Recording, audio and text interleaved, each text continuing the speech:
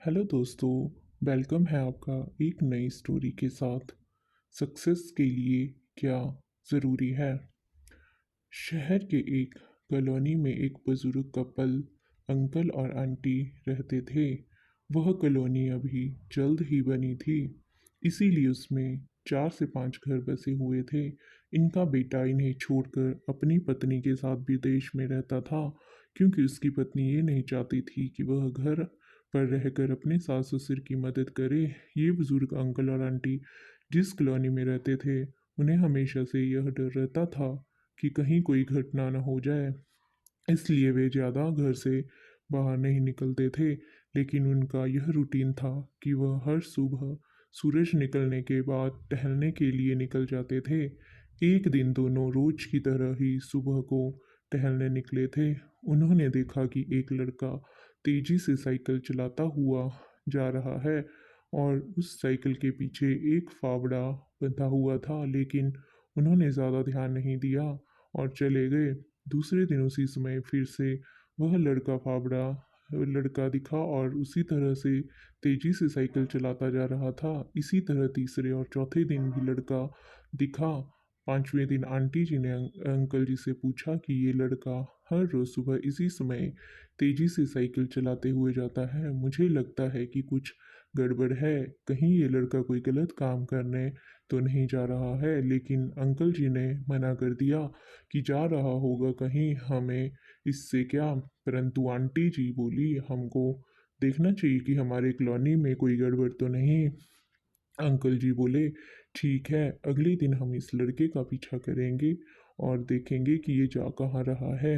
अगले दिन सुबह को फिर से वो लड़का तेजी से साइकिल चलाता निकला। उनके पीछे अंकल और आंटी जी भी गए। उन्होंने देखा कि थोड़ी दूर जाने के बाद वह लड़का एक पेड़ के पास साइकिल खड़ी कर दी। उसी पेड़ के पास थोड़ी सी खाली जमीन पड़ी थी और उसे वो खोदने लगा। अंकल और आंटी जी कुछ देर तक देखते रहे कि ये लड़का क्या कर रहा है, लेकिन लड़का जमीन खोदे जा रहा था। कुछ देर बाद उन्होंने लड़के से पूछा कि आप ये ज़मीन क्यों खोद रहे हो? लड़के ने मुस्कुराते हुए कहा कि अंकल जी, मैं आप दोनों को रोज़ देखता हूँ, लेकिन आपको मुझसे डरने की ज़रूरत नहीं। और यहाँ ज़मीन इसलिए खोद रहा हूँ कि मेरी नई नई नौकरी लगी है। अंकल ने पूछा, कहो कहाँ नौकरी लगी है? ऐसा कौन सा काम है जिसमें ज़मीन खोदनी है? लड़के ने कहा, मैं बड़े दिन से बेरोजगार था, फाइनली मुझे फार्म हाउस में काम मिला है और उन्हें ऐसे लड़के की ज़रूरत है जिसे काम करने का अनुभव हो, और मेरे पास कोई अनुभव नहीं है।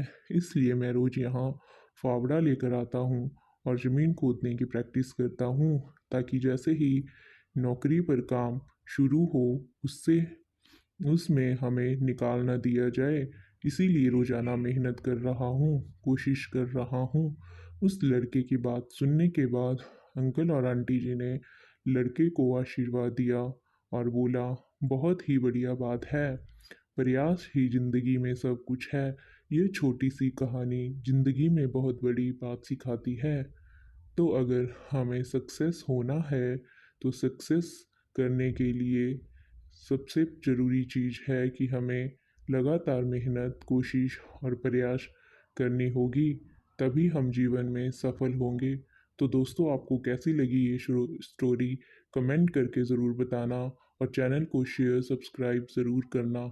धन्यवाद।